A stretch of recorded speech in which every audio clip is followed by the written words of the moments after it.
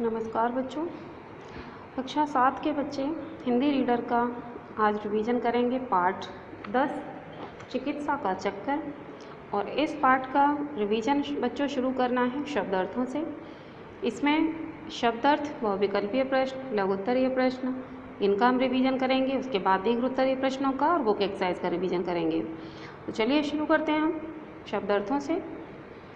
हट्टा कट्टा मीन्स तंदुरुस्त, एकाएक मीन्स सहसा, तशरीफ लाना आसनस्थ होना, साहित्यिक साहित्य संबंधी, सांत्वना मीन्स आश्वासन, एहतियात मीन्स सावधानी, कॉन्फ्रेंस मीन्स सम्मेलन, प्रस्ताव योजना, मंदाग्नि बदहजमी, पिंड छुड़ाना मीन्स पीछा छुड़ाना, बेबसी मीन्स लाचारी, बेजार होना परेशान होना, मशहूर माने विख्यात, चुड़ैल मीन्स खतरनाक दिखने वाली स्त्री,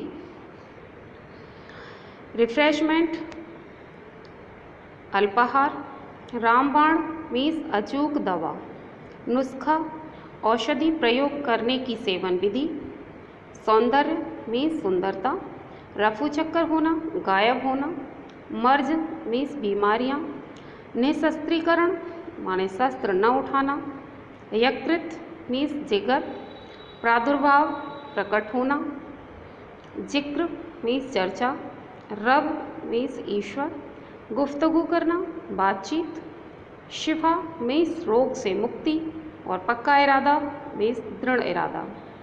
तो बच्चों ये तो आपके शब्दार्थ हो गए। अब हम चलते हैं बहुविकल्पीय प्रश्नों में। तो बहुविकल्पीय प्रश्नों का रिवीजन करेंगे।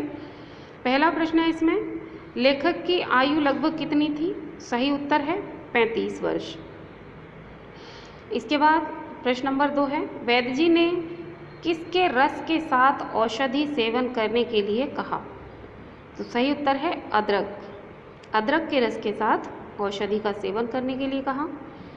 प्रश्न नंबर 3 है, लेखक ने इलाज करवाने के लिए कहाँ जाने की तैयारी कर ली थी? सही उत्तर है लखनऊ। प्रश्न नंबर 4 है, अंतिम चिकित्सक ने लेखक को क्या सलाह दी? सही उत्तर है इसका दांत निकलवाने की। तो इस तरह से ये 4 बहुविकल्पीय प्रश्न हैं। और अब हम रिवाइज करते हैं लघुत्तरीय प्रश्नों को। पहला प्रश्न है, लेखक की पत्नी को कहाँ जाना था? इसका उत्तर होगा लेखक की पत्नी को सिनेमा जाना था। लेखक की पत्नी को सिनेमा जाना था। प्रश्न नंबर 2, डॉक्टर ने लेखक से किस दवा की दुकान से दवा मंगवाने के लिए कहा? डॉक्टर ने लेखक से किस दवा की दुकान से दवा मंगवाने के लिए कहा? तो इसका उत्तर होगा डॉक्टर ने लेखक से चंद्रकला फार्मेसी से दवा मंगवाने के लिए कहा। डॉक्टर ने लेखक से चंद्रकला फार्मेसी से दवा मंगवाने के लिए कहा।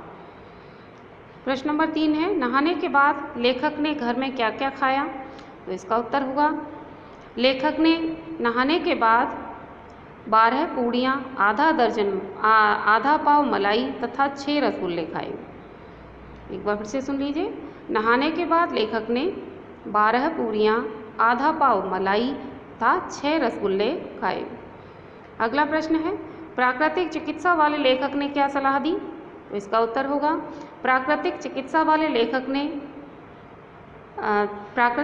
वाले डॉक्टर ने कहा कि आप गीली मिट्टी का लेप करके धूप में लेट जाइए।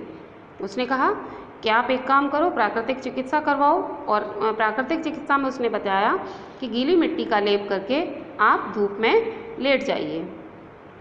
प्रश्न नंबर 5 है, लेखक की नानी की मौसी ने बीमारी का क्या कारण बताया? तो इसका उत्तर होगा लेखक की नानी की मौसी ने बीमारी का कारण बताया कि कोई चुड़ैल पीछे लगी है, अर्थात बुरी शक्तियों का साया है। इसके बाद अब आते हैं बच्चों दीर्घोत्तरीय प्रश्नों में। दीर्घोत्तरीय प्रश्न में पहला प्रश्न है, लेखक के बीमार पड़ने पर क्या होता था? इसका उत्तर है लेखक के बीमार पड़ने पर लोग उनका हालचाल पूछने आते थे। वे तरह तरह के उपाय भी बताया करते थे। उनके इलाज के लिए डॉक्टर, वैद्य और हकीम भी आते थे। वे सभी उनको दवाइयाँ दे जाया करते थे। एक बार फिर से समझ लीजिए। लेखक के बीमार पड़ने पर लोग उनका हालचाल पूछने आते थे। वे तरह तरह के उपाय बताया करते थे और उनके इलाज के लिए डॉक्टर, वैद्य, हकीम भी आते थे। वे सभी उनको दवाइयाँ दिया करते थे।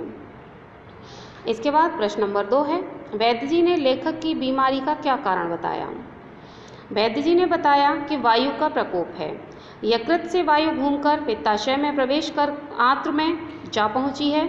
इससे मंदाग्नि का प्रादुर्भाव हो गया है और इसी कारण जब भोज्य पदार्थ प्रतिहित होता है तब शूल का कारण बन जाता है। अब प्रश्न नंबर 3, लेखक ने हकीम साहब की पोशाक का क्या वर्णन किया है? लेखक ने क्या वर्णन किया कि हकीम साहब देखने में कैसे थे? तो इसका उत्तर है, हकीम साहब चिकन का बंदरवार अंगा पहने हुए थे। सिर पर बनारसी लोटे की तरह टोपी रखी हुई थी। पाँव का पाजामा ऐसा लग रहा था कि दर्जी चूड़ीदार पजामा बनाने वाला था, परंतु उसने कपड़ा नहीं चुराया, सारा कपड़ा लगा दिया। जूता कामदार दिल्ली वाला था।